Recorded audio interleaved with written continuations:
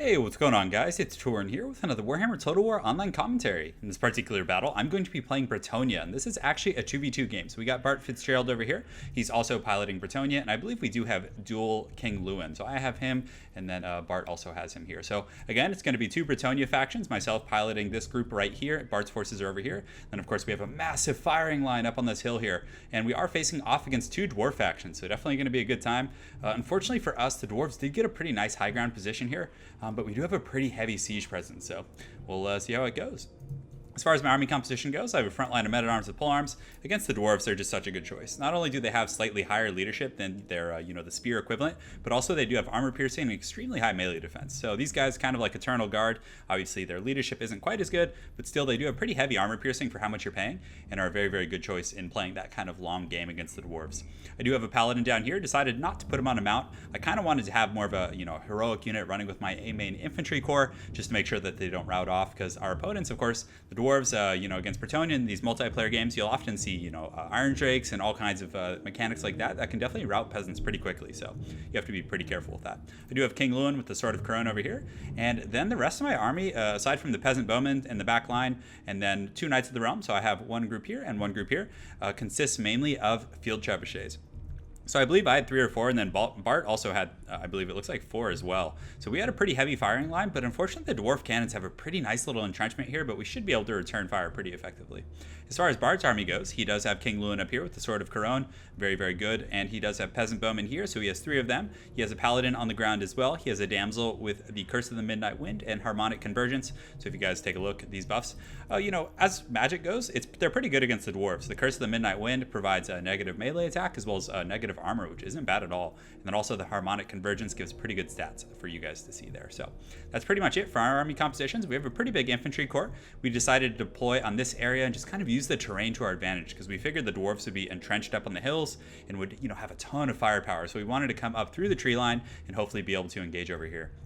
And also, we also felt safe leaving our trebuchets over here because, again, the Dwarves don't, have, I guess, cav, you could say. They do have Slayers, which are the Dwarven cav equivalent, but the Slayers are going to take some time to run through this gulch, and hopefully you guys are looking forward to that action. Bart also has some mounted yeomen over here, so these guys actually are pretty solid. Solid is with quotes. They're decent in maps like this because, again, they do have that Vanguard deployment, and a lot of people won't expect that out of Bretonnia. So in a multiplayer map, when there's a lot of range units in the back line, these guys can get some decent charges and are pretty good at shutting down, cannon crews and things like that. I probably wouldn't bring them in single player myself, or not single player, but one-on-one competitive. But in this situation, I think they're a pretty good choice. So as far as our opponents go, it looks like they have Longbeards, so pretty standard. Longbeards are good. High leadership, very durable, very good defensive stats, and pretty good offensive stats with 30 melee attack as well and 32 weapon strength. And again, they don't have heavy armor piercing damage. So if we go ahead and take a look here, and you go to the, I'm trying to find that right now, I believe right here. So you can see they only do 6 armor piercing damage. So if they were fighting against like heavily armored targets, they would definitely not do too well. But against Bretonnia, they will thrive. They also have a cannon back here, a runesmith. They have Belgar Ironhammer, who I actually like in the Bretonnia matchup. His charge defense with the runestone, so let's go ahead down here and take a look. Sometimes you have to get right on top of them. It's a bit annoying, but it gives expert charge defense and melee defense, so if timed correctly, it can definitely do pretty well against the Bretonnia charge. They also have a ton of armor piercing. Dwarf warriors with great weapons, so I'm not sure what they were doing with these guys, but still, they'll do well against, I guess, the Knights of the Realm if they're able to get on them, and we'll do okay against, armored heroic units. It looks like in the forest here, we do have some Quarrelers as well as some Iron Drakes. So the Iron Drakes with the flame attacks, if they're able to get a good jump, they're definitely going to roast some peasants. So on top of that, he has some Quarrelers, definitely some scary stuff going. So our opponents over here, they do have a cannon on the high ground, and you can see the trebuchets coming in here. He has a mixture of Dwarf warriors, miners, and also has Thunderers. So the Thunderers are pretty decent at kind of shooting down King LOUEN and dealing with Bretonnian cav, but against the infantry, they definitely won't be that great.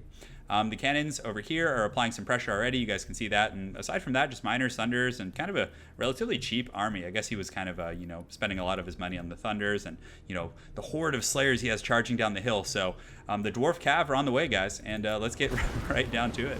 So you can see the trebuchets are raining some good fire down. They've done some decent damage to these Longbeards over here and are, just doing their job. But still, the Dwarf cannons have actually routed one of our field trebuchets. I feel like the Dwarf cannons are pretty darn accurate. And you can see this group is wavering, and they probably will break here momentarily. And there they go. Now they're broken. So the Dwarf Cav are coming down through the forest. We really weren't expecting this because we allocated most of our infantry corps over here to fight. So you can see Bart decided to kind of push the front over here and deal with this primary force, and I decided to send some of my troops back. So you can see the Knights of the Realm are coming over, several groups of peasant bowmen, 2 groups of men-at-arms with polearms, as well as my King LOUEN. So again, we really need to stop this because we had so much money invested in these trebuchets. And if we were just to lose them against, a group or 2 of Slayers and, the small army here, that would definitely be bad news for us. So you can see the missiles are starting to pepper these Slayers here. And again, they do have bronze shields, which is the lower tier shield, but also they have 0 armor. So eventually, these peasant bowmen are going to do a pretty good job of wearing them down. So right now, our forces are just posturing here to defend these trebuchets, and the Knights of the Realm are going to have a pretty good downhill charge situation right here, which is not bad. And the peasant bowmen have gotten a nice little arc on this river right here. Our opponents are pressuring with the cannons over here, trying to provide some support, but still, our opponents are gathering. Over here, I decided to pull around, but then these Iron Drakes came out of the forest and just absolutely surprised us. So you can see these peasants just getting roasted.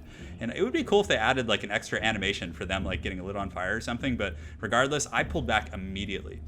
You can see they're shaken, they're having a bad time. So these peasants are gonna have to flee.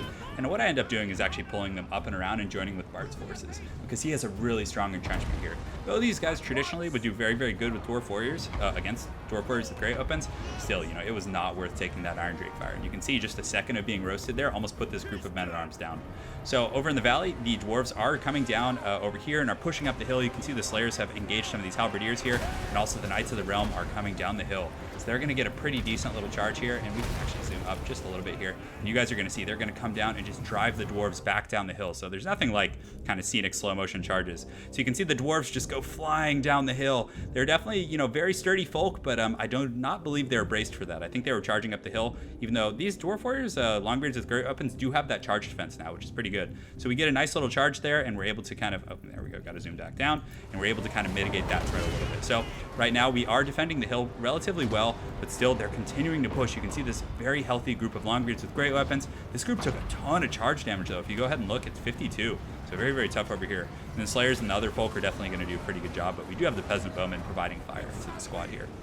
Now let's go check out this other battle. This is a very, very heated situation over here.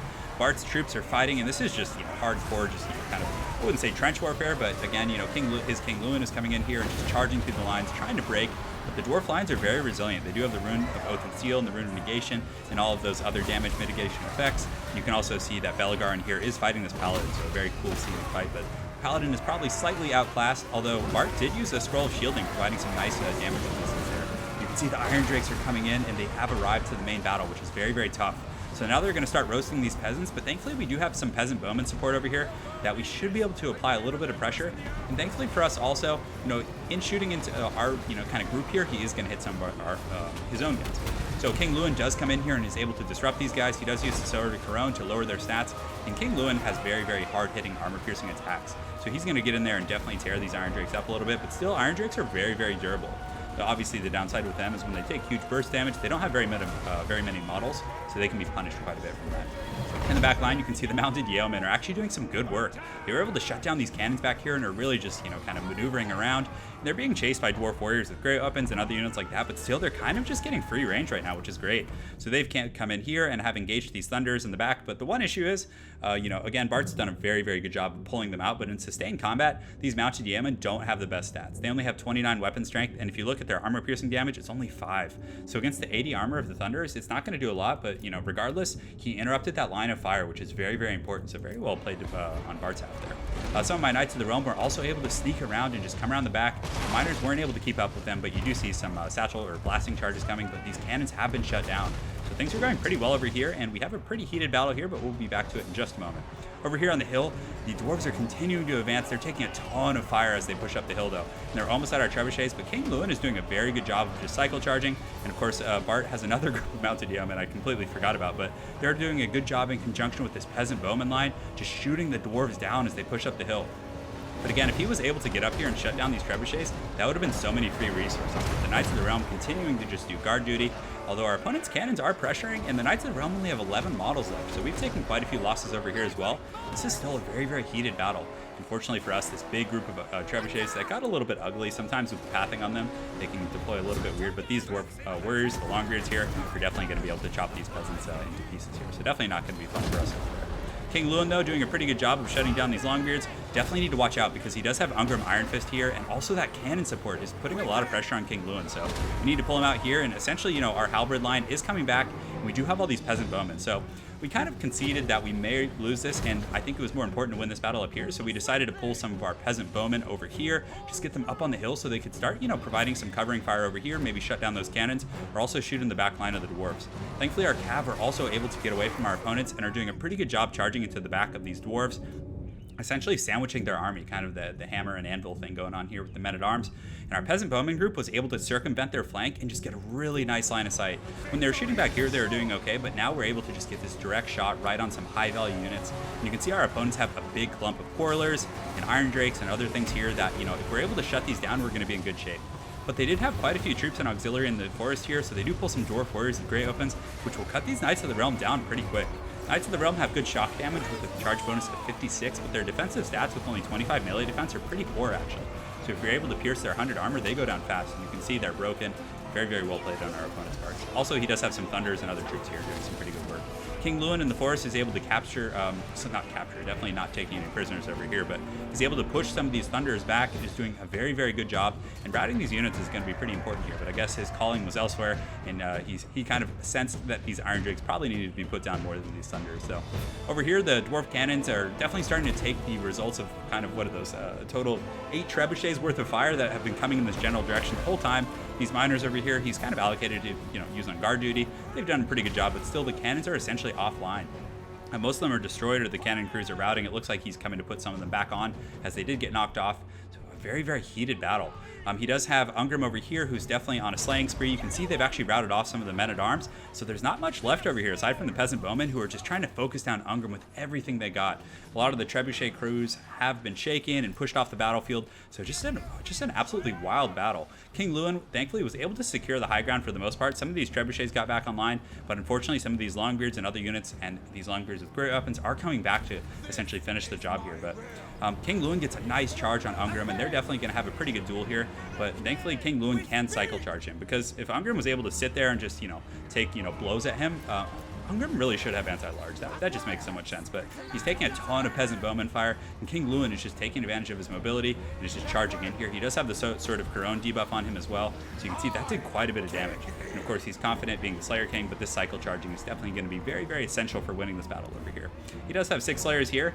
Again, these Longbeards with great weapons are getting in here and doing pretty good. Some of our trebuchets are still shooting, but this has just devolved into just pure anarchy back here, as we did pull our peasant bowmen back. So in the high ground fight, these peasant bowmen kind of found a nice little pocket here where they're able to shoot into that big dwarf Zerg that was right there. You can see the dwarves were able to survive, but at great cost. You can see the battlefield is just absolutely littered with troops on both sides. You can see the peasant bowmen are shooting their own folk, but it's really important to shut down these Iron Drakes, because if they're able to fire into this big, you know, infantry battle, which is very close, it could, you know, be a changing factor. So you can see even right now they're roasting some of these peasants on the side who are already shaken, so definitely not a good situation. But these peasants here, the men-at-arms with polearms, are doing a very, very good job just fighting off these dwarf warriors, and they're confident despite all of it. And the dwarves are actually shaken and wavering.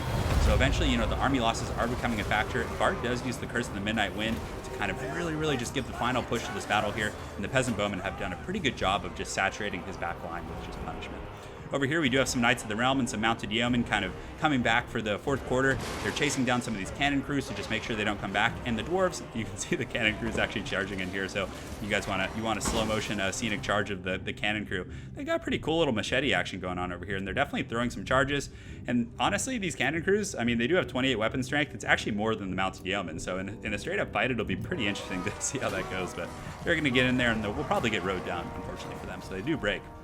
And that's pretty much it. Most of the dwarf forces are broken at this point. Some of the Slayers are left, and Ungrim was eventually killed by King LOUEN over here. It was a very, very good epic battle, but man, what a replay that was. That was a lot of fun. So at this point, we were kind of looking around wondering why the battle wasn't over, but this lone Slayer was just standing over here with his mohawk out for Harambe, definitely just evading us. So this was a pretty funny moment. We actually were just chasing him, and we decided, hey, let's try and finish him with these field trebuchets. And man, this guy was just elusive, just an absolute boss. He only has 31 HP, and he is just straight up matrixing all of these freaking artilleries and peasant bowmen. So we sent the crews over to deal with them. King LOUEN was like trying to get a dive on him, and it was just too much, guys. So Hopefully you guys found this somewhat entertaining. But this Slayer is just straight up bravehearting it, just yelling freedom while he's running away from all of the oppressing Bretonnians here. So very, very good stuff, and very well played to our opponents. It was just a super fun game. So hopefully you guys enjoyed this one. Very, very excited for the Bretonnia DLC. It's gonna be great to see what type of units and maybe heroic units and kind of secondary lords they get on their roster. There's just so much kind of rich flavor in the Bretonnian lore. So definitely looking forward to that.